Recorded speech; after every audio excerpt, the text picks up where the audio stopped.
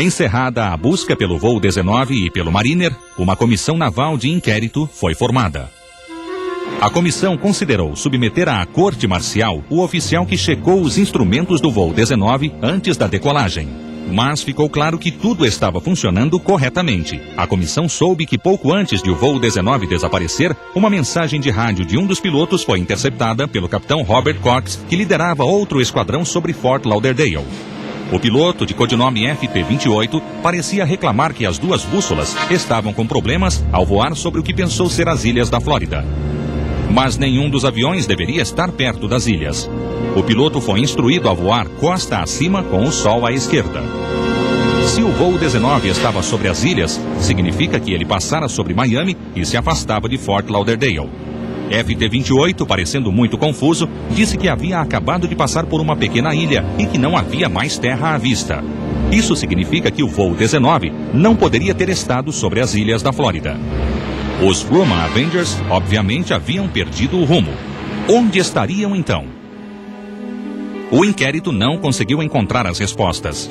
Além de concluir que o avião de busca Mariner poderia ter explodido no ar, a comissão não tinha pistas sobre o destino do voo 19. Como disse um dos membros, a comissão não foi capaz sequer de fazer uma boa suposição. Outro membro acrescentou que os aviões haviam desaparecido como se tivessem voado para Marte. Sem uma explicação racional imediata para o desaparecimento do voo 19, teorias questionáveis começaram a surgir.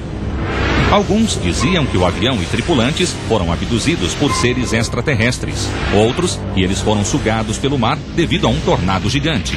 Ou submetidos a gases venenosos provenientes do mar Sargasso.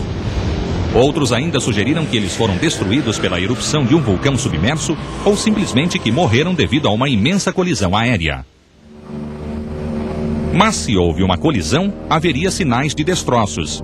E nada foi encontrado. Com o passar do tempo, a explicação mais plausível foi a de que o tenente Taylor e o resto da tripulação perderam-se porque presumiram que suas bússolas não estavam funcionando adequadamente. Quando Taylor pensou estar sobre as ilhas da Flórida, talvez estivesse sobre uma cadeia de ilhas ao norte das Bahamas, que vistas do ar pareciam semelhantes. Sem a referência de uma faixa litorânea, Taylor pode ter ignorado as bússolas e seguido no que esperava ser o rumo certo até a base de Fort Lauderdale. Taylor pode ter conduzido o voo 19 cada vez mais longe, na direção errada. Não havia nada entre as Bahamas e a África a não ser as intermináveis e profundas águas do Oceano Atlântico. Os Avengers tinham combustível suficiente para 1.600 quilômetros, ou aproximadamente 3 a 4 horas de voo. Se eles se dirigiram para o Atlântico, não demoraria muito para que o combustível acabasse e tivessem de pousar na água. Durante a Segunda Grande Guerra, muitos aviões pousavam no mar e flutuavam o tempo suficiente para a tripulação escapar do naufrágio e esperar o resgate. Mas se os aviões foram obrigados a pousar, por que nenhum piloto pediu socorro por rádio durante a descida? Até hoje ninguém sabe o que realmente aconteceu com o voo 19.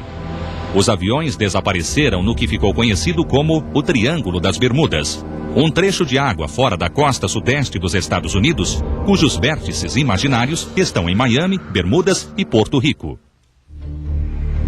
2 anos depois, em 3 de julho de 1947, um avião de carga C-54 da Força Aérea Americana desapareceu a 160 quilômetros da costa de Bermudas. Em 30 de janeiro de 1948, desapareceu o tetramotor britânico Tudor 4, avião de passageiros que ia de Londres a Kingston, na Jamaica. Às 20h30, o capitão contatou a Torre de Bermudas, dizendo estar 645 quilômetros a nordeste e esperava pousar para uma escala antes da meia-noite. Foi a última notícia do avião. Apesar da busca que durou uma semana, o avião e seus 31 passageiros e tripulantes nunca foram encontrados. Durante os anos seguintes, os misteriosos desaparecimentos no Triângulo das Bermudas continuaram. Em 28 de agosto de 1963, 2 Stratotankers KC-135 partiram em missão secreta da base da Força Aérea em Homestead, na Flórida. Após informar a posição pelo rádio, 540 quilômetros a sudoeste de Bermudas, houve silêncio total.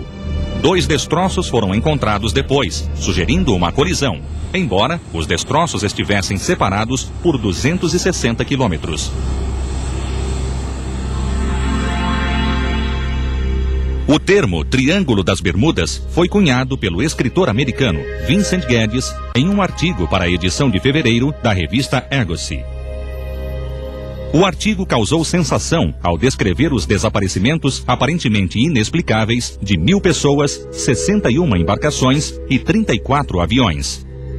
No ano seguinte, Geddes incluiu um capítulo sobre o sinistro triângulo em seu livro Horizontes Invisíveis, aumentando o mistério. Outros escritores embarcaram na história de Geddes. O público estava fascinado pelos misteriosos desaparecimentos e quase todos os livros tornaram-se sucessos de venda. Cada autor tinha uma teoria própria sobre o Triângulo das Bermudas. Charles Berlitz, neto do famoso fundador da Escola de Línguas, atribuiu o fenômeno a uma aberração da natureza.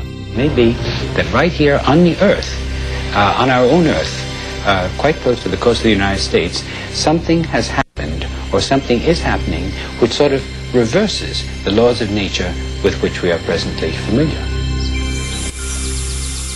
O escritor e cineasta Richard Weiner, que passou muito tempo navegando pelo Triângulo em seu barco, diz que 3/4 dos desaparecimentos podem ser explicados por causas naturais, mas os demais continuam misteriosos.